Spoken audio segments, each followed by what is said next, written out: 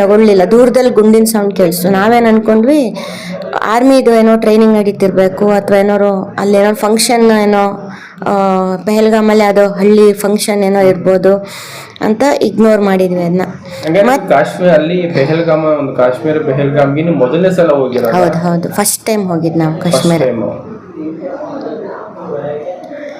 ಆಮೇಲೆ ಮತ್ತೆ ಇನ್ನೊಂದು 2 ನಿಮಿಷ ಬಿಟ್ಟು ಮತ್ತೆ ಗುಂಡಿಂದು ಸೌಂಡ್ ಕೇಳಿಸ್ತು. ಆಗಲೂ ನಾವೇನು ಎಲ್ಲ ಬರೀ ನಾವಂತಲ್ಲ, ಎಲ್ಲ ಅಲ್ಲಿ ಇದ್ದಿದ್ದು ಟೂರಿಸ್ಟಲ್ಲಿ ಎಲ್ಲರೂ ಇಗ್ನೋರೇ ಮಾಡಿದ್ದು, ಈ ಆರ್ಮಿ ಟ್ರೈನಿಂಗ್ ಏನೋ ನಡೀತಿರ್ಬೇಕು ಅದ್ರದ್ದು ಅಂತ. ಆ ಗ್ಯಾಪ್ ಒಳಗೇ ನಾವು ಸ್ನ್ಯಾಕ್ಸ್ ತೊಗೊಳ್ಳೋಣ ಅಂತ ಹೇಳಿ ಒಂದು ಟೆಂಟ್ ಇದ್ರ ಹತ್ರ ಹೋದ್ವಿ, ಅಂಗಡಿ ಹತ್ರ. ನಮ್ಮನೆಯವರು, ನನ್ನ ಮಗ ಒಂದು ಸ್ವಲ್ಪ ದೂರದಲ್ಲಿ ಕೂತಿದ್ದ, ಅವನಿಗೆ ಕರ್ಕೊಂಡು ಬಾ, ನಾನು ಆರ್ಡ್ರ್ ಮಾಡ್ತಾ ಇರ್ತೀನಿ ಅಂತ ಹೇಳಿದ್ರು. ಯಾವಾಗ ಅವನಿಗೆ ಕರ್ಕೊಂಡು ಬರ್ಲಿಕ್ಕೆ ಹೋದ್ನ, ಜಸ್ಟ್ 1 ನಿಮಿಷನೂ ಆಗಿಲ್ಲ ಅಷ್ಟೊತ್ತಿಗೆ ಒಂದು ಕಡೆ ಕಾಡಿದೆ, ಆ ಕಡೆ ಸೈಡಿಂದ ಗುಂಡು ಬರಲಿಕ್ಕೆ ಶುರು ಆಯಿತು.